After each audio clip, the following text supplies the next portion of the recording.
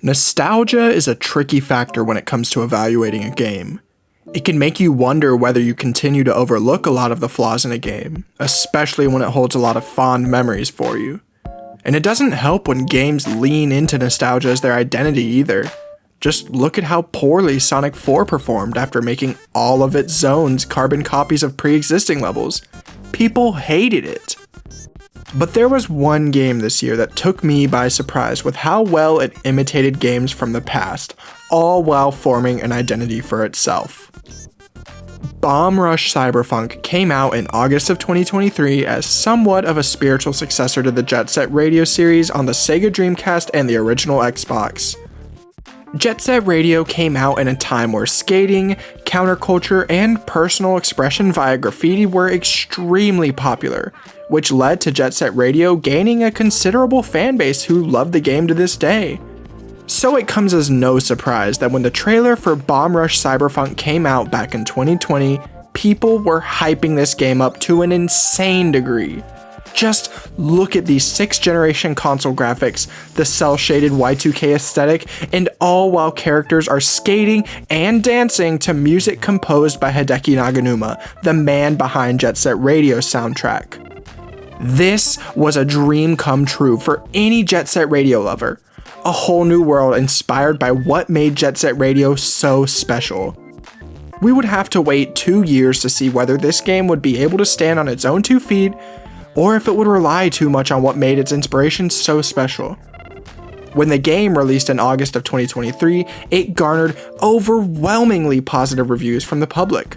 I mean, just look at the Steam reviews. Over 8,000 positive reviews to only about 100 or so negative ones. I want to look at all the things that made this game special for so many people. So join me as we look at how Bomb Rush Cyberfunk used nostalgia for its benefit, all while carving out a legacy for itself.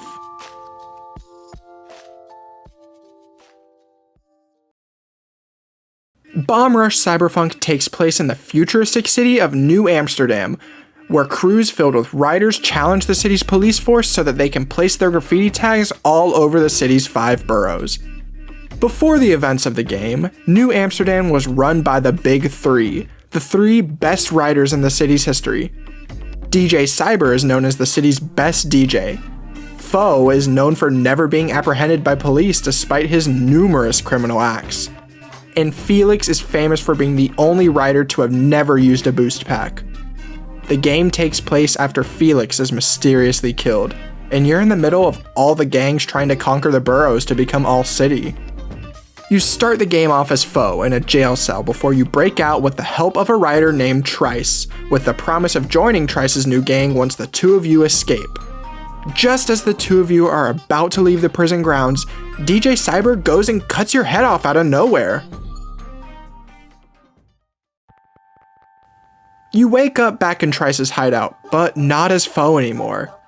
While you still have the same body, your head has been replaced with a cybernetic head with no memories, and you're now known as Red due to the color of your head.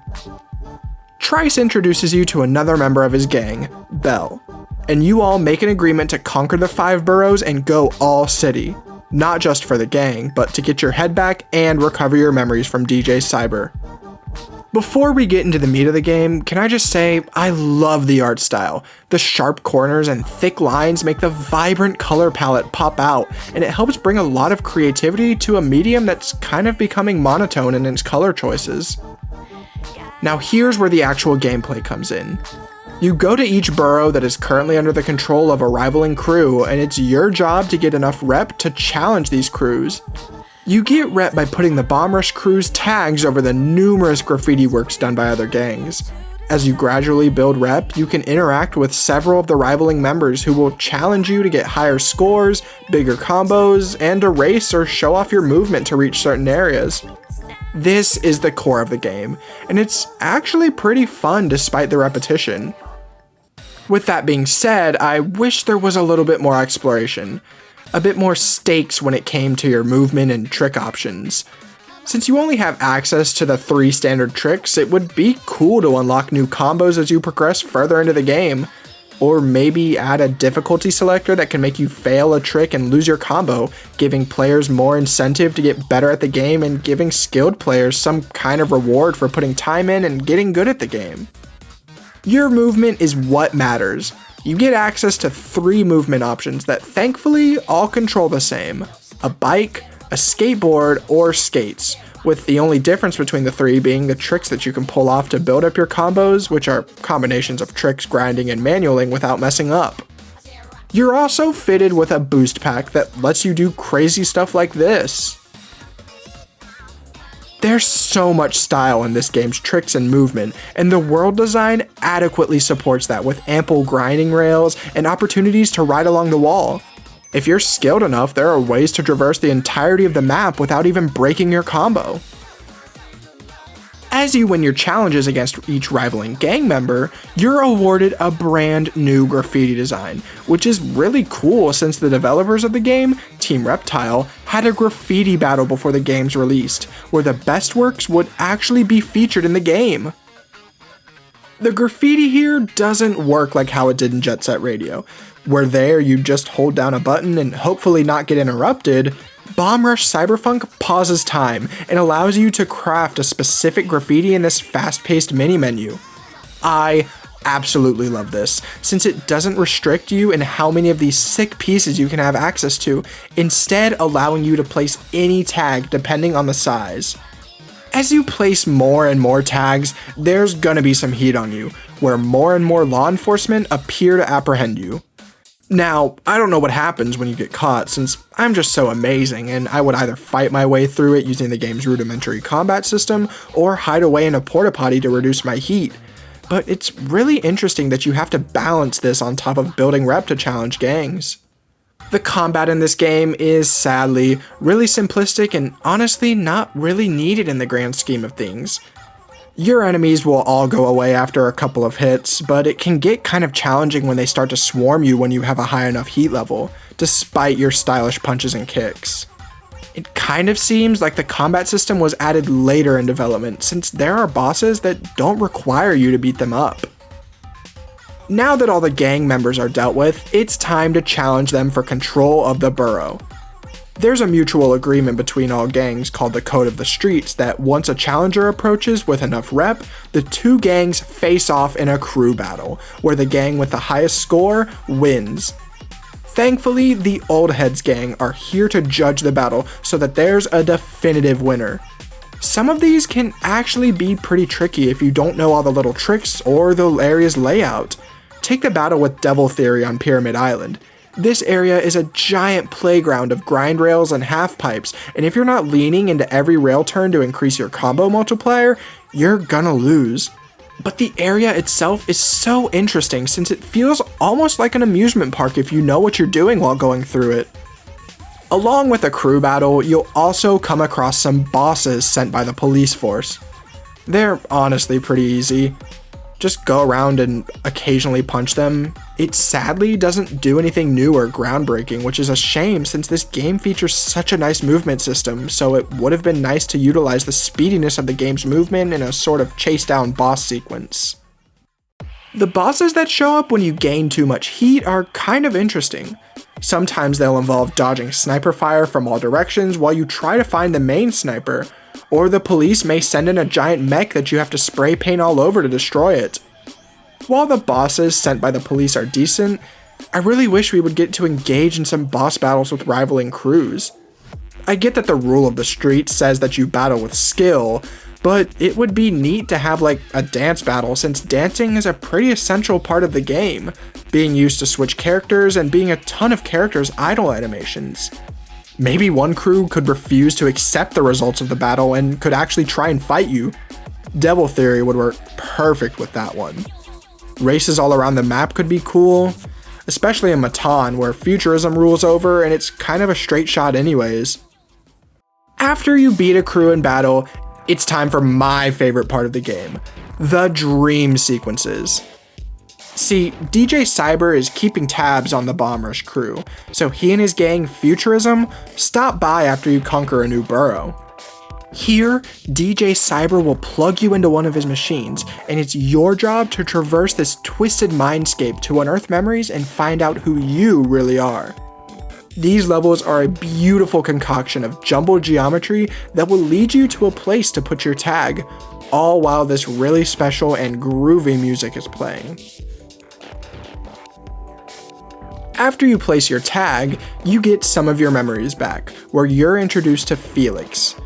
Yet, these memories don't seem right. Felix and Foe suddenly appearing and switching places, disappearing, locations and events not lining up, small stuff like that. As more of the game progresses, we learn that DJ Cyber doesn't actually have Foe's head, and it's in the possession of the police force. They're using it for something called Project Algo to improve the police force's crime prediction. In doing so, they're using Foe's head to get a read on what writers are really like. Some pretty fucked up shit, but don't worry, it's not graphic thanks to the 6th gen graphics. Over time, Project Algo begins to corrupt the police force, who are all controlled by cybernetics, and the goal is to now wipe out every writer so that Foe can gain control as New Amsterdam's best and only writer. While DJ Cyber lacks Foe's head, he did have possession of a different head, Felix's, which was inside Red's cybernetic head all along. Through later dream sequences, we see that after Felix went all city by himself, Foe grew jealous and killed the writer, which is why DJ Cyber decapitated us at the beginning of the game. So DJ Cyber was a good guy after all, even if he's a part of a rivaling gang. Foe's corruption of the police force grows to the point where he becomes a giant metallic amalgamation set on killing all writers to become all city himself. And he'll need a brand new body to do so. So out of nowhere, he comes and rips your head off your body. I don't know how this futuristic tech allows people to survive multiple decapitations, but I'll look past that. Thankfully, Felix's body gets returned by the police, and you're finally whole again. So it's up to you and the Bomb Rush crew to take out Foe for writers to continue to thrive in New Amsterdam. The game kind of takes a sour note from here in my opinion. While the Foe robot is really cool to chase after across rooftops in Matan, I wish it provided some more danger and challenge than what's present with the bottomless pits. Like, imagine you're trying to jump a gap to reach another building, and part of the robot slices up, making it important that you time your jumps and take advantage of your boost. Or maybe you have missiles chasing after you that you can redirect back at the robot to slow it down so it stays still during your final battle. That would be so much cooler than simply chasing it down. The final boss takes what you've learned by fighting the police force and amplifies it, which is nice, but not unique in any way, sadly. The giant serpent robot is within a maze of grind rails, and it's your job to avoid gunfire and spray paint all over the beast's exhaust ports so that it explodes. It can actually be kind of difficult with the way that the camera orients itself, making switching between grind rails kind of foreboding since you don't want to fall down into the bottomless pit, obviously. The game ends with some really incredible juxtaposition, where Felix is now joined with his friends in defeating Foe, whereas before he went all city by himself, and now it's Foe who's falling due to Felix, rather than how the past played out between the two. And with that, the main story's over. Now that the game's done, there's not much to do unless you really enjoy collecting things. In that case, have fun finding all the graffiti tags, music tracks, and outfits that the game hides all over the place. You can even unlock brand new characters by finding them scattered throughout the different boroughs and recruiting them to the Bomb Rush crew by running errands or beating their high scores. My favorite is always going to be DJ Cyber since he's just such a cool and menacing character, all while having an incredible design. If collecting isn't your style, there is an abundance of mods from the community that can help enhance Bomb Rush Cyberfunk. Probably the most well known is the multiplayer mod, which allows you to connect online and skate around with your friends or with random people. You can build on that by adding some new tricks and combat possibilities from mods that help give an added challenge to those who feel that the game's gotten stale. I'll always enjoy the character mods. which basically allows you to put any character into the game from any medium, so long as you know how to mod it in. Like, I've seen people skating with Goku and Vegeta online, but I'll always like playing as Sonic or Shadow with their extreme gears from Sonic Riders, since that's just such a cool game. At the end of the day, Bomb Rush Cyberfunk is always going to draw comparisons to Jet Set Radio. And it should. Jet Set literally inspired the game. But I think that it's important to make distinctions of how Bomb Rush Cyberfunk enhances the ideas of Jet Set, with its phenomenal world building, heavy themes of self-expression, police corruption, growth, and betrayal, and how the developers embrace the community with mod support, indie music artists composing the game's soundtrack, and all the graffiti in the game coming from artists in the community. When I first played Bomb Rush Cyberfunk, I left it feeling kind of unfulfilled, since the game only took me about 7 hours to beat, and with how repetitive I felt the gameplay loop was. I kind of took the game for granted. But after replaying it for this video, and making it a goal of mine to keep combos for as long as I possibly could, all while exploring and tagging every available area in the game, and embracing mods to make replayability fun, I have a much better outlook on Bomb Rush Cyberfunk. So while I missed out on the era where the Dreamcast was a marvel of technology and gameplay, and the era where skating was both mainstream yet niche somehow, Bomb Rush Cyberfunk allows me to feel like I'm a part of that, since I was sadly born too late to experience any of it. So hopefully, Team Reptile can either continue this great game with some DLC, or create an amazing sequel that takes everything great from this game, all while cutting out all of the fat. I mean, DJ Cyber literally did say this isn't over at the end of the game, so it's possible given how successful Bomb Rush Cyberfunk is. To anyone out there who hasn't played, I highly recommend it, and with a Steam Winter Sale right around the corner, that could be the perfect time to hop in, get good, and join me online skating around New Amsterdam. And if you have played Bomb Rush Cyberfunk and want to learn how to mod it or join me online, my Discord is going to be down in the description below. Just join, say you want to skate around, and if I'm not swamped with work, I'll join you. Anyways, thank you all so much for watching. It's been about a year since I created this channel, and it's almost hard to believe the amount of support I've gotten, and I'm so grateful for all of it. Please like and subscribe, it would mean so much to me since only about this percentage of my viewers are actually subscribed to me.